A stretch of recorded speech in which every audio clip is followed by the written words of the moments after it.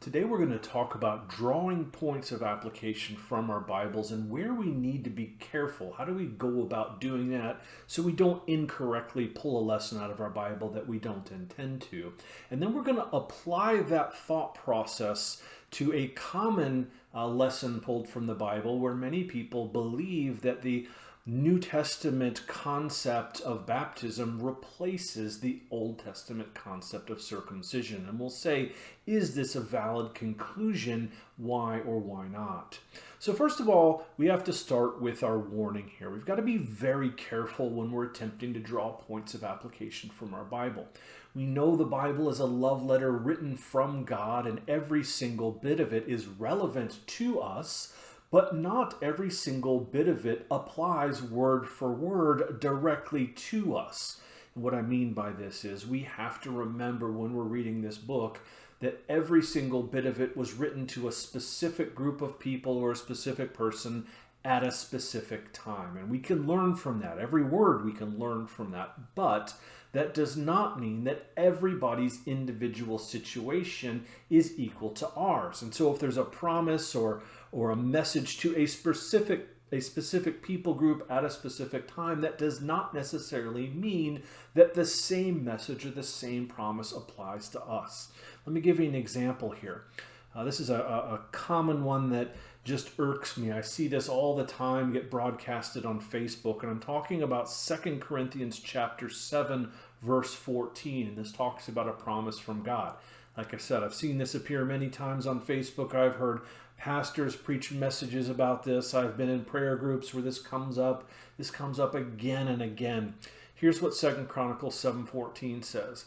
If my people who are called by my name will humble themselves and pray and seek my face and turn from their wicked ways, then I will hear from heaven and I will forgive their sin and I will heal their land. Chances are you've come across this passage before yourself. And listen, it's a very comforting passage. But again and again, I've heard this presented as we in the United States have been going down a very bad road. But this promise here in 2 Chronicles assures us that if we will simply turn from our sin and seek God's face, then we as a people, God has promised to heal our land. And the fact of the matter is that's just not true. That's not at all what the Bible is saying. This promise is a valid promise from God, but it was not directed at 21st century America. This was directed to the nation of Israel, and this was directed to the nation of Israel a very long time ago. And so the principle here is pretty sound. Honestly, I agree with this sentiment. We've been going down a very bad road for a long time. I honestly fear that our republic is lost now. And that's a tragic thing, but we know Scripture also tells us with God all things are possible. So restoration is possible, and I believe that principle from 2 Chronicles 7 is the best way that could happen. I believe the only way God would restore us is if we do humble ourselves and pray and seek his face and turn from our wicked ways. I think that's the only way that we'll see our country spared. However, 2 Chronicles 7:14 is not an absolute promise from God to us to heal our land if we do those things. God may have higher and better plans for us than restoration. That was a promise to the nation of Israel, not a promise to us. And especially as we seem to be speeding towards some end times events where I can't seem to find the United States in my Bible anywhere in those times, God may just have better plans for us than restoration. And we need to be okay with that. So hope we understand here. There is a general principle that we can extract from 2 Chronicles 7. Here's how we should behave if we want to see restoration. However, we should not take it a step further and assume that God is giving us a promise to restore us if we do these things. So that's what 2 Chronicles 7:14 doesn't mean. That's what it does mean. And that's how our general principle of extracting lessons learned and points of application from Scripture should be applied. So let's go back to our specific question of the day. Is baptism the new circumcision? Has that one thing replaced the other thing?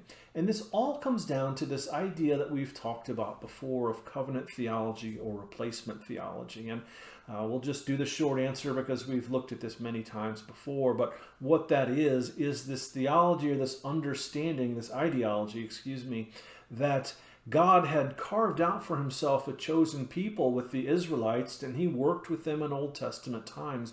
But due to their great sinfulness, God put them on a shelf, and he turned, and in the new covenant, he began working with the church. And as such, so the thought process goes, the church has replaced Israel.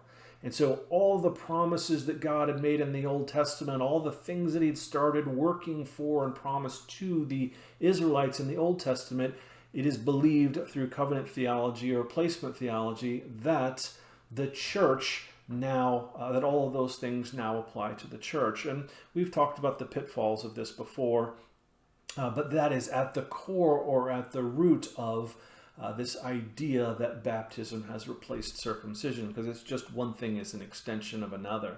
And in supporting this idea of baptism replacing circumcision, usually a passage from the book of Colossians is what's pointed out, and that's specifically Colossians chapter 2, verses 11 through 12, which says, "In him you were also circumcised with a circumcision not performed by human hands. Your whole self ruled by the flesh was put off when you were circumcised by Christ, having been buried with him in baptism, in which you were also raised with him through your faith in the working of God, who raised him from the dead." So what do we have going on here? We have a passage here in the New Testament talking about being circumcised by Christ. And so some people take this part of Colossians 2, being circumcised by Christ, and they go all the way back to Genesis 17, where God had made a covenant with Abraham. And he told Abraham, part of your end of the bargain here is that you need to be circumcised. All of your people need to be circumcised. And so they say, or so the thought process goes, what we do since the church has replaced Israel, and also taking into account Colossians chapter 2, then we simply have to go back to Genesis 17, and where it talks about the requirement of circumcision, we simply replace that with baptism, and now that's our proper understanding of how those old covenants are now promised to the church. But there's a problem with that. One, there is absolutely no biblical precedent for interpreting our Bibles this way. It's kind of wishful thinking or shoehorning a idea of replacement into Old Testament scripture. If we're going to say all the old covenants now apply, and later on it specifically says we don't need to be circumcised, we kind of have to back into how those old covenants apply. So we can say, well, the requirement for circumcision is now just replaced with baptism. But when we start going down that road, instead of, or in addition to just having a flawed understanding of what baptism really is, this also can cause us to make some other poor decisions about what we do with that. So here's an example. This idea of baptism replacing circumcision has often led to many people believing that we should be baptizing children. Here's how the logic goes. Genesis chapter 17, when God gives this covenant of circumcision, he says, Abraham, you need to be circumcised, and going forward, everyone after you who is 8 days old needs to also be circumcised. Now, if we've already gone back because of Colossians 2 and replaced the word circumcision in Genesis 17 with the word baptism, now we have an ordinance from God saying children who are 8 days old need to be baptized. Many churches have taken this replacement, they have run with it, and that's the basis of their justification for infant baptism, and we know that doesn't really work. The next step beyond that, once we're baptizing infants because that's bringing them into this covenant with God, we start to run into the same problem that the Jews did and get confused and begin to think that the covenant is what saves you. We've been talking about this a lot lately. Many Jews at the time were very confused, thinking that by simply possessing the law, simply by being God's chosen people, simply by being circumcised, that is what saves them. Because if they were holding up their end of the bargain, God would hold up his. And so what we have here is the equivalent then. If the circumcision or the law is what saves you, if baptism has replaced circumcision, then why not have the understanding that baptism is what saved you? And many denominations, many well-meaning Christians have gone down this road and fallen into the same error. So therefore, what we wind up with is we wind up with a practice. If we start going down this road of baptism replacing circumcision, we must baptize children. Baptism is what saves us. And ironically, we fall into the same trap that the Jews did, where we see warning after warning, telling the Jews, you've made a mistake here thinking that going through the motions with God, with these covenants, is what saves you. We start doing the very same thing as Christians, doing exactly what they did, thinking that we are saved by works through baptism. Also, we have to understand, if we have replaced Israel, just this fundamental idea of replacement theology is deeply flawed. If we, the church, have replaced Israel, then what are we supposed to do with all this future prophecy that God says he's still going to do with Israel? We talked about some of that stuff last Sunday. And this wonderful idea about unfulfilled prophecy. We saw the prophecy being fulfilled about Israel returning and the modern state of Israel showing up as fulfilling prophecy. If the church has replaced Israel, we got to get rid of all of those miracles, all the hope of future prophecy, all of the assurance of seeing these things fulfilled in and around our lifetime. All of that stuff has to account for nothing. And then there's no way to explain how it is that Israel was able to be restored in 1948. Also, as we mentioned, we know we are not saved by works. We are saved by grace through faith. The Jews had fallen into the trap of thinking that the sign of circumcision is what would save them. The whole point, I think, of God recording that isn't to bash the Jews. I think it's to warn us. We've got to be careful to not fall into the same trap they did. The equivalent would be us saying, well, gosh, maybe baptism is what saves us. No. We have a precedent for warning. We are saved by grace through faith, not by works that any should boast. Circumcision and baptism are also not analogous. They are not the same thing at all. It's not an Old Testament action and a New Testament equivalent. When you think about what's actually going on in these two things, we'll understand these are very, very different animals, and really they don't have a lot in common at all, although it could be tempting to think there's similarities. If we go back to Genesis 17 and think about when God established this covenant of circumcision, Abraham was commended for his great faith and told, you need to be circumcised.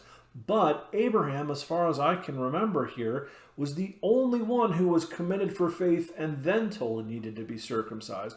Everybody else was supposed to be circumcised right then, and going forward, everyone should be circumcised at 8 days of age. And when you're only 8 days old, you don't have any choice in the matter at all. You're not making any decision whether or not to be circumcised, and it is certainly not a matter of faith. This is something done to you before you're old enough to even know what's going on. And we know baptism is a whole different beast altogether. Baptism is an outward sign of an inner grace, and I think we spent some time working through that in the past, so we won't dig through it too much today. But the idea here is we baptize believers to share the excitement of salvation with our church family. We're making an outward sign of this inner grace. Circumcision done to an unknowing, very young child is a totally different thing for a totally different purpose. The participants are completely in different situations, and one thing cannot equal the other thing.